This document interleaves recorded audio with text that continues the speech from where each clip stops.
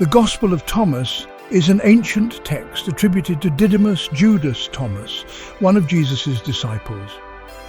Unlike the canonical Gospels of the New Testament, which primarily narrate the life and ministry of Jesus, the Gospel of Thomas is a collection of 114 sayings attributed to Jesus. These sayings are often aphoristic, parabolic, and enigmatic, focusing on spiritual knowledge and inner enlightenment.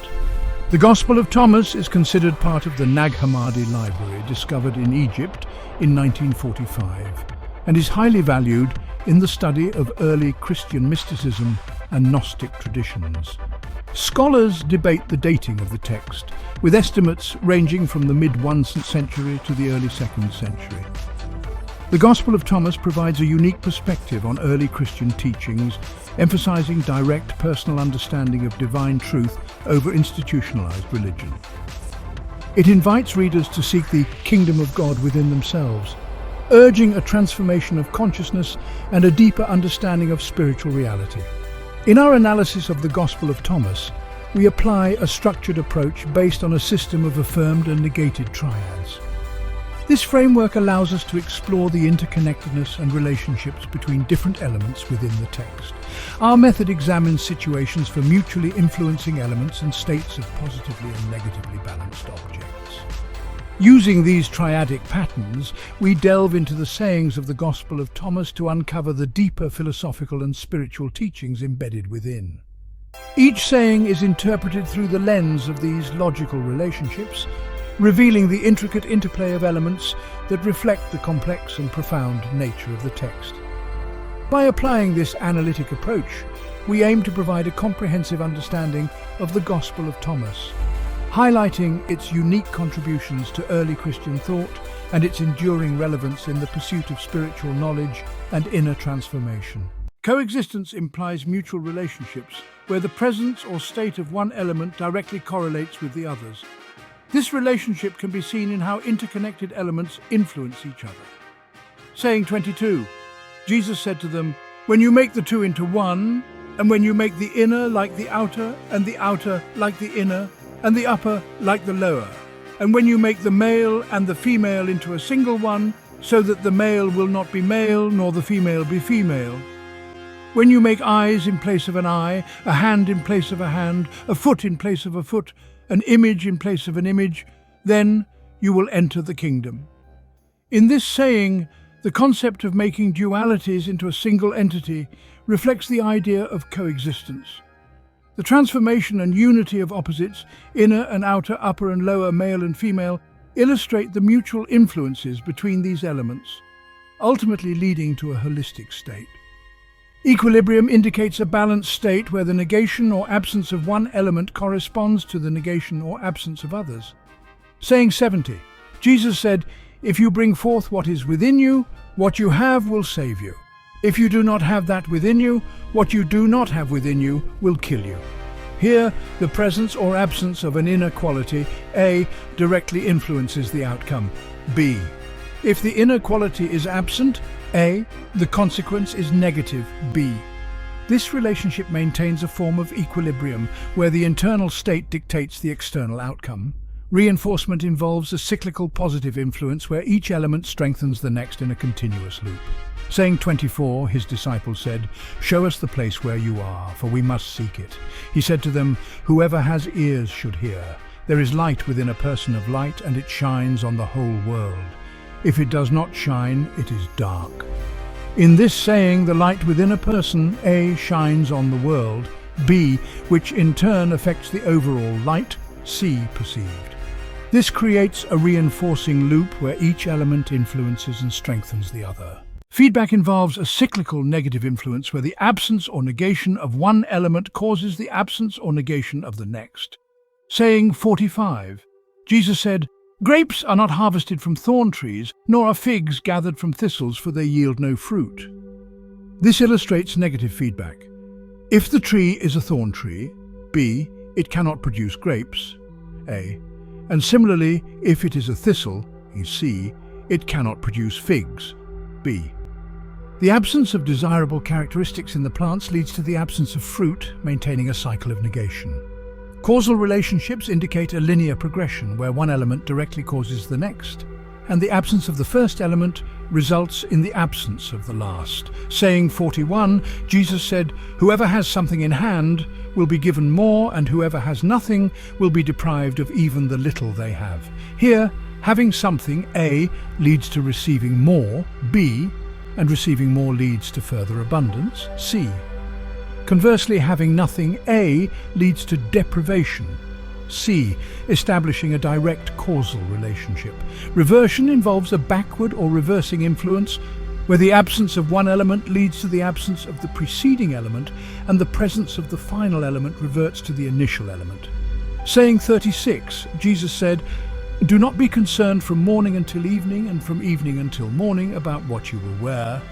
This saying suggests reversion by negating concern, B, for clothing, A, promoting a state where the absence of worry, C, reinforces a simpler, more present-focused life, B, which in turn leads to a less materialistic mindset, A. Non-linear relationships involve indirect influences where one element affects another through an intermediary, and the absence of the first element leads to the absence of the intermediary. Saying 42, Jesus said, "Be passers-by." This saying promotes a non-linear approach to life, where being transient, A, leads to an open, detached state, C, which then influences one's overall perspective and experiences, B. The absence of a fixed attachment of A leads to a lack of intermediary influences, C. Retrospective relationships involve looking back and seeing how the absence of one element leads to the absence of another, and the presence of an intermediary element ensures the initial state. Saying 3, Jesus said, "If your leaders say to you, 'Look, the kingdom is in the sky,' then the birds of the sky will precede you. If they say to you, 'It is in the sea,' then the fish will precede you. Rather, the kingdom is inside you, and it is outside you." This saying suggests that external locations on C are not where the kingdom is found. A, implying a retrospection where looking inward, C, ensures the kingdom's presence within oneself, A. The absence of external focus on B negates the misplacement of the kingdom, C. Inclusive relationships indicate that each element not only influences the next, but also collectively contributes to a shared outcome or state. Saying 77, Jesus said, "I am the light that is over all things. I am all. From me all came forth, and to me all attained." This saying emphasizes inclusivity, as Jesus represents a source, A, that influences all things, B, which in turn are connected to everything, C. The final state is one where all elements are part of a collective whole, AB. Exclusive relationships indicate that the absence of one element leads to the exclusion of others, and the absence of a combination of elements leads to the exclusion of a final state. Saying 55, Jesus said, "Whoever does not hate father and mother cannot be my disciple, and whoever does not hate brothers and sisters and bear the cross as I do will not be worthy of me." Here, the absence of rejection, so B, of family ties, A, leads to the inability to be a disciple, C. The stringent conditions for discipleship, A and B, result in exclusion from being worthy, C. Conjoined relationships involve elements that collectively lead to a state where they are interdependent and mutually reinforcing. Saying 108, Jesus said, "Whoever drinks from my mouth will become like me. I myself shall become that person, and the hidden things will be revealed to them." In this saying, drinking from Jesus, B, leads to a union where the individual becomes like Jesus, AC. This mutual reinforcement shows how individual transformation, A, leads to a deeper understanding, B, and the revelation of hidden things, C, reinforces the connection, B. Bottlenecked relationships involve constraints where the absence of multiple elements results in the exclusion of another, creating a restrictive state. Saying 64, someone was preparing a dinner and sent his servant to invite the guests. He went to the first and said to him, "My master invites you." The first replied, "Some merchants owe me money. They are coming to me tonight. I must go and give them instructions. Please excuse me from dinner." Here, the guest's various obligations, AC, lead to their refusal to attend the dinner, B. The inability to attend B results in the guests not participating in the event, AC, illustrating a bottlenecked situation. Harmonic relationships involve mutual reinforcement where the combination of two elements leads to the third, creating a balanced and interdependent triad. Saying 25, Jesus said, "Love your brother like your soul, guard him like the pupil of your eye." Here, loving, A, and guarding, B, your brother, leads to a state of unity and protection, C. The harmonious relationship shows how each element contributes to the others, creating a balanced and interconnected whole. Dissonant relationships involve a lack of harmony, where the absence of one element leads to the absence of others, creating a state of discord. Saying 16, Jesus said, "Perhaps people think that I have come to cast peace upon the world. They do not know that I have come to cast conflicts upon the earth, fire, sword, war." This saying highlights dissonance, where the absence of peace, C, leads to conflict and division, A, B. The presence of conflict, B, results in further disharmony, AC, illustrating a state of dissonance. Convergent relationships involve elements that come together to create a unified state, where each element leads to the other's inclusion. Saying 49, Jesus said, "Blessed are the solitary and the elect, for you will find the kingdom, for you are from it, and to it you will return." In this saying, being solitary, A, and elect, B, leads to finding the kingdom, C. The convergence of these states, A, B, results in the discovery of a unified spiritual truth, C, illustrating how the elements come together to form a complete whole. Divergent relationships involve elements that lead to exclusion or separation, where the absence of two elements results in the absence of the third. Saying 72, a man said to him, "Tell my brothers to divide my father's possessions with me." He said to him, "O man, who has made me a divider?" He turned to his disciples and said to them, "I am not a divider, am I?" This saying illustrates divergence where the request for division, BC, results in the negation of unity, A. The absence of cooperation, or AC, leads to further division, B, highlighting how separation and exclusion lead to a lack of harmony.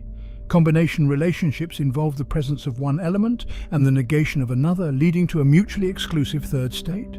Saying 61, Jesus said, "Two will rest on a bed, the one will die, and the other will live."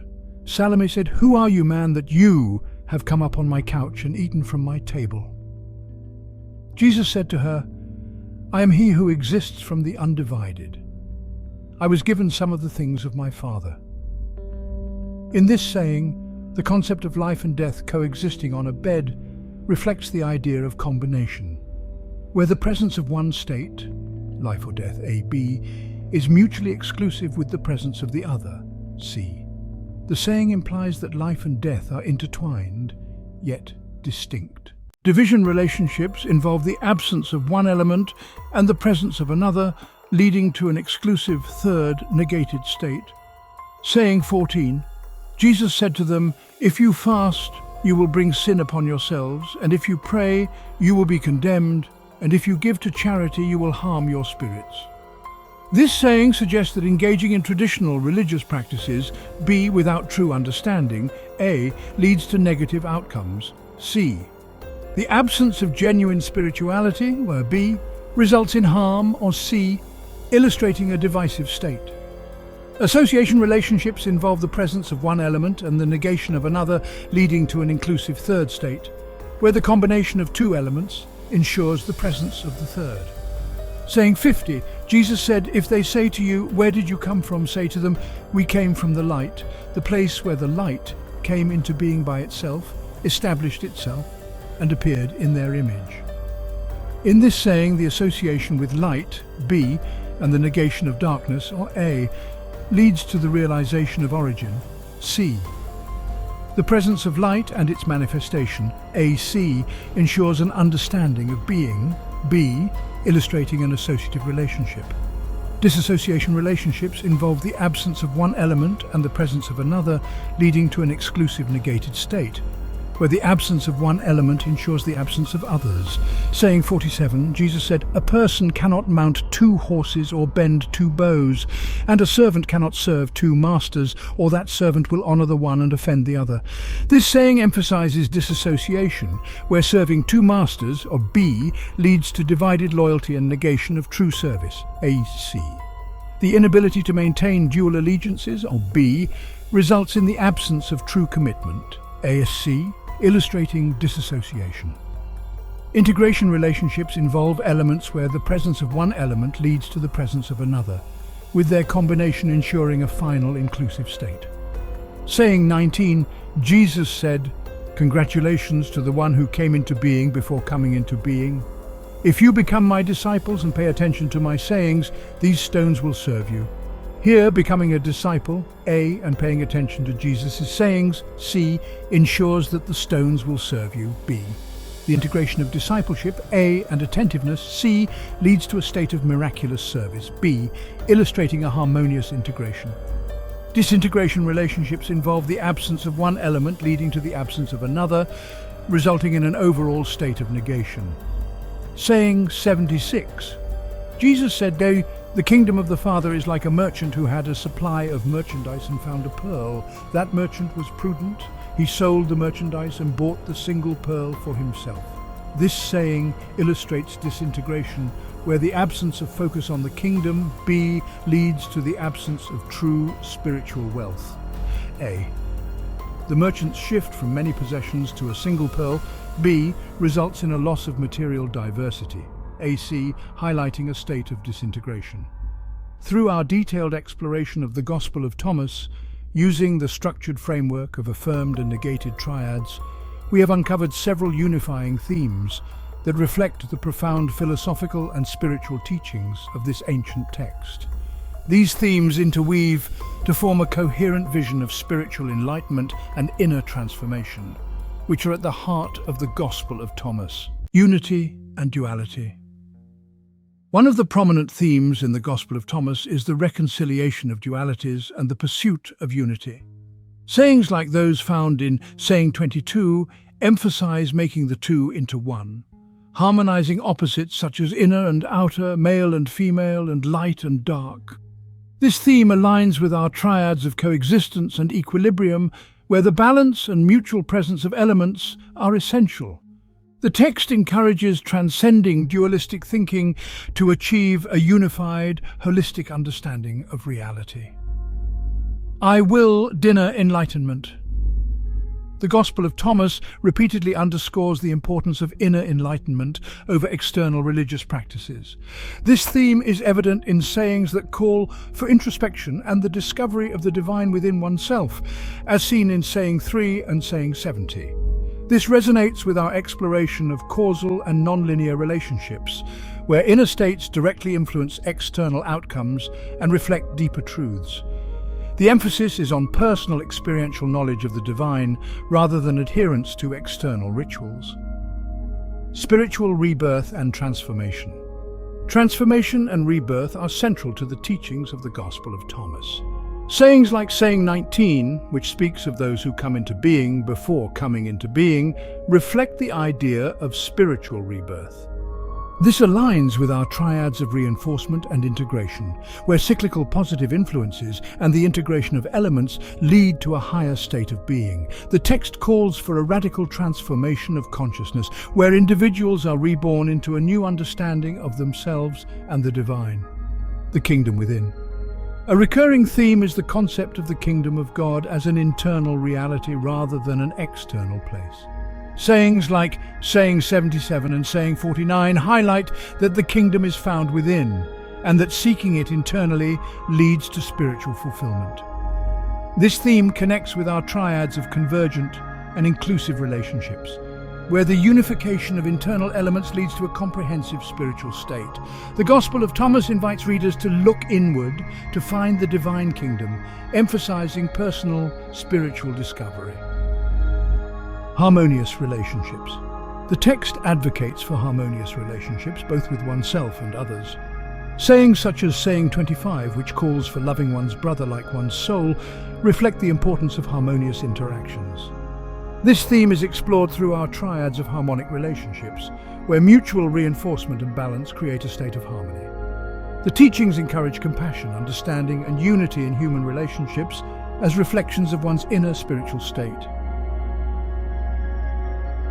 Overcoming material attachments. The Gospel of Thomas frequently warns against material attachments and emphasizes spiritual over material wealth. Sayings like Saying 76, where a merchant sells all his possessions for a single pearl, illustrate the theme of prioritizing spiritual treasures over material ones.